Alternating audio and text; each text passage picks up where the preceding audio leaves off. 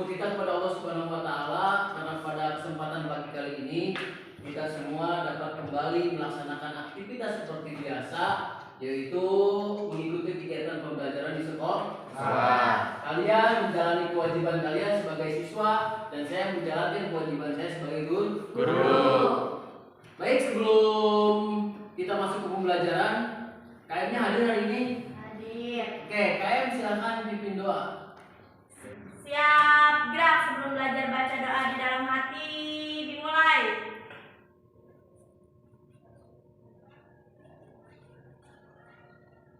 Selesai beri salam. Assalamualaikum warahmatullahi wabarakatuh. Waalaikumsalam warahmatullahi wabarakatuh. Terima kasih KM yang sudah memimpin doa.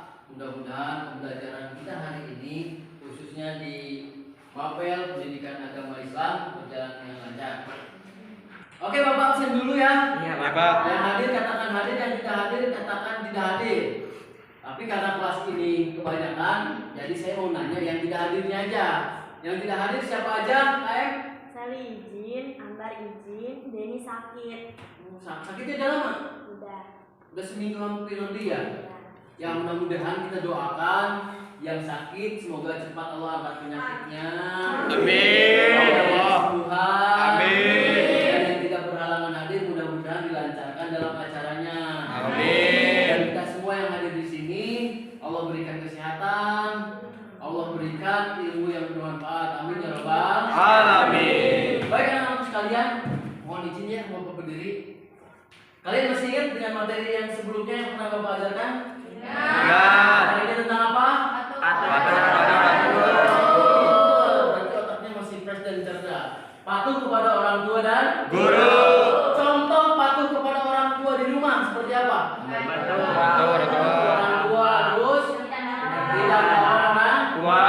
Contoh patuh terhadap guru di sekolah. Contohnya patuh terhadap guru. Kemudian tidak melawan guru. Tidak membuat kesal guru. Mengerjakan PR guru. Mengerjakan apa yang disuruh oleh guru. Kalau disuruhnya yang baik kerjakan, yang tidak baik jangan dikerjakan. Oke, hari ini semuanya sehat? Alhamdulillah. Hari ini semuanya sehat? Sesuai dengan perjanjian kita di awal dulu pertama kita masuk pembelajaran PABP itu siswanya tidak boleh senyum. Siswinya harus harus tersenyum, tawa, harus bahagia, harus bahagia. Tidak boleh ada yang sedih, tidak boleh ada yang cemberut, semuanya harus bahagia. Oke, tadi materi pertama yang kemarin Bapak sudah jelaskan, kalian memahami, kita akan lanjut ke materi yang selanjutnya. Tapi sebelum Bapak lanjutkan ke materi yang selanjutnya, kalian pernah dengar kan yang namanya tentang kematian? Benar kan? Semua manusia pasti akan mengalami mati. Tidak ada satu orang pun di alam dunia ini yang tidak mati, kecuali si pacar. Itu pun kalau dia makhluk Tuhan yang paling dicintai. Mau ya? Hidup sendirian di alam dunia? Gak mau semuanya, tapi pasti semuanya itu akan mati. Nah, lalu apa sih kewajiban kita terhadap umat Islam yang sudah meninggal? Apa yang harus kita lakukan? Nah, ini yang akan kita bahas hari ini, yaitu tentang tata cara pengurusan jenazah. Oke. Nah, lalu tujuan pembelajaran kita ini untuk apa sih kita belajar tentang tata cara pengurusan jenazah? Pertama, siswa dapat memahami tentang penyelenggaraan jenazah dengan baik. Yang kedua, siswa dapat menjelaskan kewajiban seorang muslim dalam mengurus jenazah dengan benar. Siswa dapat menunjukkan dalil tentang memandikan dan mengkafani jenazah dengan benar. Siswa dapat mempraktikkan tata cara mengkafani jenazah dengan benar. Nah, jadi tujuan pembelajaran kali ini, kalian ini nanti di rumah itu harus bisa menerapkan apa yang diajarkan kali ini. Karena sini suatu hal yang pasti akan terjadi. Pernah kan di rumah atau di mana mendengar di masjid itu ada innalillahi wa inna ilaihi raji'un, telah meninggal. Fulan bin Fulan. Nah, kewajiban kita ini yang akan kita bahas kali ini ya. Nanti karena kenapa? Semuanya itu pasti akan terjadi dan kita mempunyai tanggung jawab untuk mengurus jenazah yang sudah meninggal. Oke, mari kita baca Quran surat Al-Jumu'ah ayat 8. A'udzubillahi minasyaitonirrajim. Tolong diperhatikan. A'udzubillahi minasyaitonirrajim. Bismillahirrahmanirrahim. Qul innal mautal ladzina tafirruna minhu fa innahu mulaqikum summa turadduna ila alimil ghaibi wasyahadati fayunabbiukum bima kuntum ta'malun. Baca artinya. Artinya, katakanlah, sungguhnya kematian yang kamu lari daripadanya, ia pasti menemui kamu. Kemudian, kamu akan dikembalikan kepada Allah yang mengetahui yang gaib dan yang nyata. Lalu, Dia diberitakan kepadamu apa yang telah kamu kerjakan. Quran surah Al-Jumu'ah.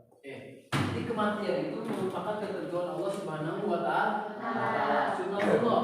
Tidak ada seorang pun yang dapat menghindarinya. Oke, sebelum saya lanjutkan, ini ada sedikit video motivasi yang bisa kalian lihat. Mudah-mudahan bisa mengubah hati kalian. Ini video renungan tentang kematian. Jadi silakan kalian simak dan resapi apa pesan yang ada dalam video ini.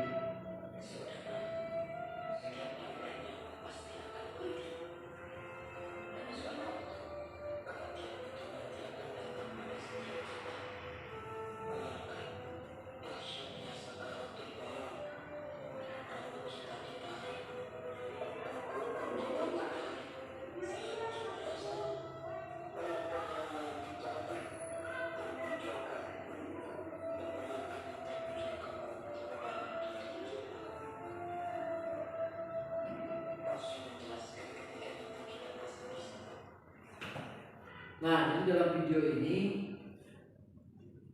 memberikan pesan kepada kita bahwa setiap yang bernyawa itu pasti akan mati. Bahwa setiap yang bernyawa itu pasti akan mengalami kematian. Tidak ada satu orang pun di alam dunia ini yang bisa terhindar dari yang namanya kematian. Oleh karena itu, kita gunakan kesempatan waktu kita selama kita masih hidup untuk beribadah, karena suatu saat nanti kita pasti akan. Nah, sekarang hukum pengurusan jenazah itu apa sih? Hukum pengurusan jenazah adalah fardu kifayah. Apa fardu kifayah? Apa fardu kifayah? Fardu kifayah dalam hal ini pengurusan jenazah adalah pengurusan jenazah seorang muslim atau muslimah. Sebagai muslim harus melibatkan diri untuk mengurusnya. Tidak boleh semuanya abai, cuek atau masa bodoh. Nah, kenapa dikatakan fardu kifayah itu? Jadi ada yang mewakili. Nah, kalau tidak ada yang mewakili, maka hukumnya masuk fardu ain. Kalau fardu ain, ketika ada satu orang yang meninggal, maka se-Indonesia harus ikut menyolatkan, harus ikut memandikan, harus ikut mengkafani. Nah, tapi dalam Islam tidak. Dalam pengurusan jenazah itu hukumnya fardu kifayah. Jadi cukup orang-orang yang melihatnya, keluarganya atau tetangganya ikut mengurus jenazah. Jadi ada sebagian muslim yang ikut mengurus jenazah. Nah, untuk pengurusan jenazah itu kewajiban seorang muslim terhadap saudaranya yang sudah meninggal itu ada 4. Pertama, memandikan. Yang kedua, mengkafani. Yang ketiga, menyolatkan. Yang keempat, menguburkan. Oke, ini kewajiban. Nah, yang akan kita bahas hari ini hanya 2 materi. Yang pertama memandikan. Yang kedua mengkafani. Oke, kita masuk ke materi pertama, memandikan jenazah. Syarat jenazah itu beragama Islam, didapati tubuhnya walau hanya sebagian. Misalkan yang mati tabrakan, yang ketemu cuma telinganya doang, udah mandiin telinganya. Atau yang ketemu cuma hidungnya doang, mandiin deh hidungnya. Yang penting ada jasadnya. Syarat orang yang memandikan jenazah, hal-hal yang perlu disiapkan untuk memandikan jenazah, tata cara memandikan jenazah. Untuk selanjutnya yaitu mengkafani. Yang mengkafani ini ngapain sih kita mengkafani itu? Membungkus mayat dengan cara apa? Menutupi seluruh tubuh. Batas minimal mengkafani jenazah baik laki-laki maupun perempuan adalah selembar kain yang dapat menutupi seluruh tubuh jenazah. Sedangkan batas sempurna bagi jenazah laki-laki adalah tiga lapis kain kafan. Sementara untuk jenazah perempuan adalah 5 lapis. Kenapa kain perempuan lebih banyak dibandingkan kain laki-laki? Karena perempuan itu adalah Karena semua tubuh perempuan itu adalah aurat. Kecuali muka dan telapak Tangan. Nah, makanya perempuan itu harus banyak karena harus dipakaikan jilbab, kemudian semuanya harus semua tertutup. Kalau muslim itu meninggal tidak boleh tidak dipakaikan jilbab, semuanya harus dipakaikan jilbab. Rambut panjang diurai ke atas. Nanti kita akan praktek lah, kita akan praktek mengkafani jenazah. Oke, untuk selanjutnya karena kita ini sudah dibagi ke beberapa kelompok. Ya, nanti masing-masing kelompok itu untuk mencari video tentang renungan kematian.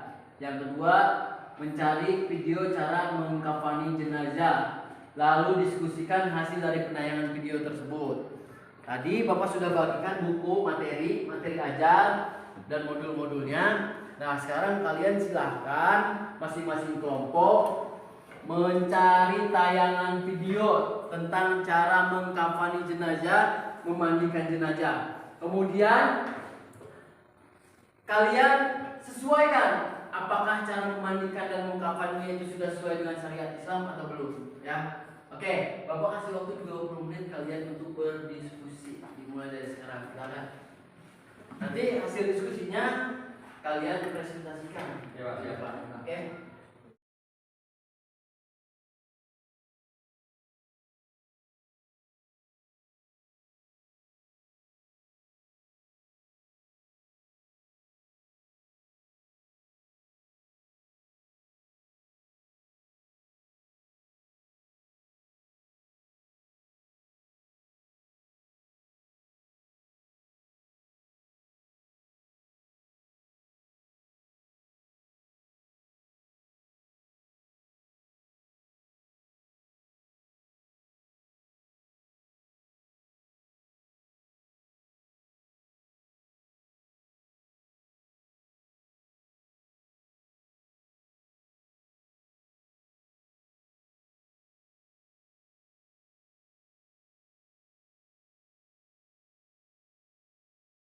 Bagaimana diskusinya sudah selesai?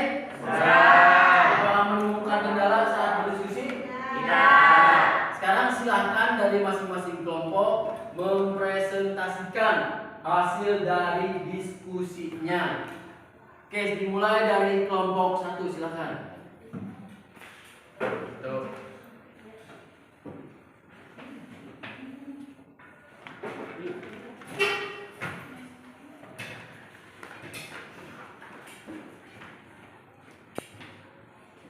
Assalamualaikum warahmatullahi wabarakatuh. Waalaikumsalam warahmatullahi wabarakatuh.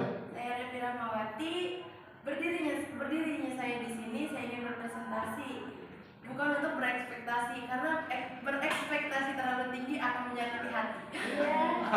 Materi pembelajaran di sini adalah memandikan mayit. Di sini ada beberapa syarat. Pertama ada perlengkapan, terus tempat memandikan dan orang yang memandikannya. Perlengkapannya air kembang, air daun bidara atau air sabun, air kapur wangi, kapur barus, air jernih, bangku, beberapa potongan kain atau pipi, baju kurung, gamis yang agak lebar sudah usang dan jarang tenunannya. Yang kedua, tempat memandikan. Tempat yang beratap tertutup serta diberi pewangian dan sepi dari selain orang yang memandikan, orang yang membantunya, dan wali si mayit. Yang ketiga ada orang yang memandikan. Pertama, orang yang amanah tidak suka memberitahukan berita buruk si mayit, tetapi orang sebaliknya atau memberitakan kebaikan. Yang kedua, orang yang memandikan wajib satu jenis kelamin dengan mayit kecuali mahram atau suami istri. Yang ketiga, jika mayit laki-laki, maka yang lebih utama dalam. Baik, diskusi sudah selesai, presentasi sudah selesai. Nah, sekarang kita akan menyimpulkan hasil pembelajaran hari ini. Ya, Tapi sebelum Bapak menyimpulkan, ada yang mau menyimpulkan dari hasil pembelajaran kita hari ini? Saya Pak. Oke, silakan Fajar. Jadi kesimpulan hari ini adalah kita mengetahui tata cara memandikan jenazah, mengkafani jenazah dengan benar dan sesuai syariat Islam. Oke, bagus. Itu poin penting dari pembelajaran kita kali ini. Tepuk tangan untuk Fajar. Bagus ya. Itu kesimpulan poin penting dari pembelajaran kita kali ini. Jadi kesimpulan dari pembelajaran kita kali ini yaitu kita itu harus bisa mempraktikkan dalam kehidupan nyata bagaimana memandikan jenazah, bagaimana mengkafani jenazah. Karena memandikan jenazah, jika mayitnya itu perempuan, maka yang memandikan itu perempuan. Tidak boleh laki-laki memandikan, anaknya orang tua, bapaknya. Kalau laki-laki tidak boleh dimandikan oleh perempuan. Laki-laki harus laki-laki. Nah, mengkafani dan memandikan jenazah itu ke depan itu kalian harus bisa ketika ada yang meninggal atau saudara meninggal, kamu tampil untuk ikut memandikan, tampil untuk mengkafani walaupun itu ada amil, ya, ada petugas dari desa biasanya yang mengkafani, tapi kalian harus bisa. Pokoknya pulang ke rumah ada yang meninggal, kalian perhatikan mengkafaninya itu sudah sesuai dengan syariat atau belum. Nah, saya punya oleh-oleh nih buat kalian semua untuk minggu depan. Ini kan udah masing-masing kelompok nih, ya. Udah masing-masing kelompok.